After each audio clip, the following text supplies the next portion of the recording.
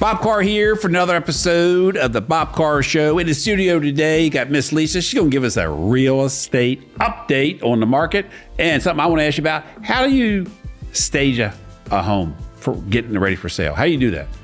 Well, good morning. It's good to see you guys. And there's a lot to do actually to get a home ready to go, especially if you want to get top dollar. It's more than just curb appeal. The number one thing most people need to do most is clean. Clean. Organize, get it ready. The little stuff, get those baseboards, get those fingerprints off of the doorknobs and the light switches. And I usually recommend people, it's springtime, so get your sidewalk power washed, your house power washed, your driveway. And how many people listen to you? If they want to get top dollar, they maybe 50% of the people listen. Take your screens off your windows, clean those up real nice. That makes a big difference when you take all the photographs. Yeah, exactly. I was going to say, I use a professional photographer, and they take a sort of a triple image of every single shot. So it's a different exposure. It's sort of overlaid and merged together. You've seen those photos in glossy magazines that just make the view from a room out the window where you can see the garden as clear as day, as much as you can see the room inside. Gotcha. They lay 3 exposures over top of each other for one shot for every single photo that I put on the market. I didn't realize that. That's why it always looks so nice. Yes, exactly. You take your own photo, even with these smartphones. You're inside, camera's kind of confused by the light. Do I focus on the inside room and then make the window kind of blurry looking or overexposed? Or do I focus on the outside window and then that makes the inside room dark? So you can't just use one exposure, or you really can't even use a smartphone yet. They're not quite there. I gotcha. Yep, but it pays off, definitely. You get one chance to make a first impression, and you want to load up the best possible images. We both know that from both of our businesses. Yes, definitely. Yeah. Definitely. So switching gears, what do you think is one of your keys for your success for all these years and all your repeat clients? Because you got people follow you, multiple houses as they move. Why do you think you have that? I know why you have it, but do you know why you have it? Well, I think I try to listen to what it is people really need. I try to tie that into whatever the market is doing at that time and give the most up-to-date advice that I can. But ultimately, I want to educate my clients. I have 35 years experience, and a lot of knowledge just sort of comes to me second nature.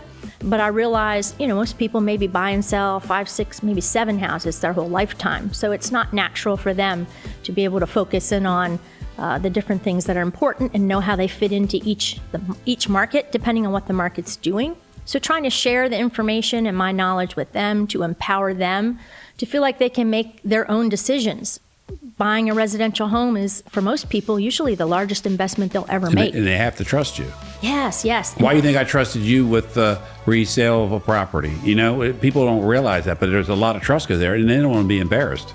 Right. And you go in and you handle that, and it gets tricky sometimes. Yes, you know it does. That. You know I've had this discussion. Residential real estate is very emotional. Yeah.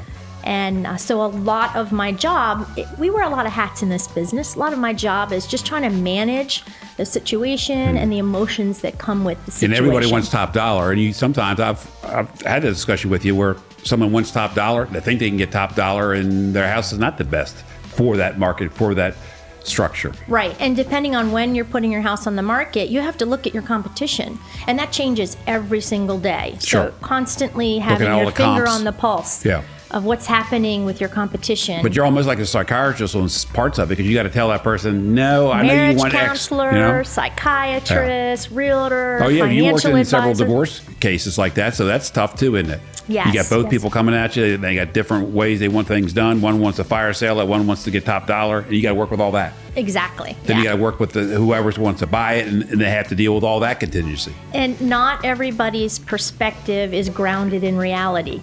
Yeah. So you try to help people kind of get in touch with what's really going on. And oftentimes the consumer hears stuff like in the media, in the news, or online. And that information may not be founded in real credible data or facts. But you got to defend it or not defend it or try to work with it, right? Usually it's about 3 months old by the time you're reading about it. Wow. I'm looking at the real data every day as it's happening. what you were talking about before, I think probably about 80% of my business is repeat referral. I had my best story yet. I just sold a young girl and her fiance, their first place, had to go all the way out to Thurmont so they could get a single family home on a decent lot that they could afford. Third generation, my first Wow. third generation sale. Congratulations. Had helped her parents and had helped her grandparents actually. Wow. With the sale of her property. That's And great. That's a good feeling, isn't it? I met her when she was a 5 or 6 year old in my Girl Scout troop. No kidding. Yep. Wow. Yep. So that was a really that's a great good story, feeling. isn't it? Definitely. And it makes you feel good above and beyond the commission, doesn't it? Yes, it sort of becomes an expanded, extended family because Yeah. you get to know people personally when you're working with them, and it's great to have them still in your lives. Good deal. So many years later. I mean, you do Definitely. things the right way. When you look at what you've done and the product, it's, well, that's why you're here and what you do.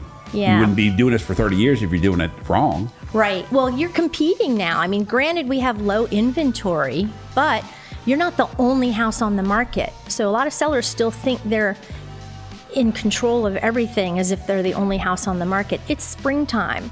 This is the busiest time of the year Yeah, for real estate. in terms of properties coming onto the market. Now, yes, they're going quickly, but you still have competition. So you want to outshine what your other folks are doing. And more listing agents and more sellers have caught on to the fact that they need to make their home look like a model home if they still want to get top dollar. Lisa, if folks want to get a hold of you to get their home staged professionally, get their home listed and sold promptly, how can they get a hold of you? You can reach out and call me on my cell phone, which is 301-785-4737. Or you can send me an email, lwerre@comcast.net.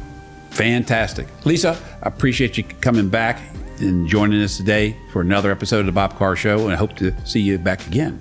You definitely will. Thank you so much, Bob. Have a good spring. This wraps up another episode of the Bob Carr Show, and we'll have another episode next week. We'll see you guys soon.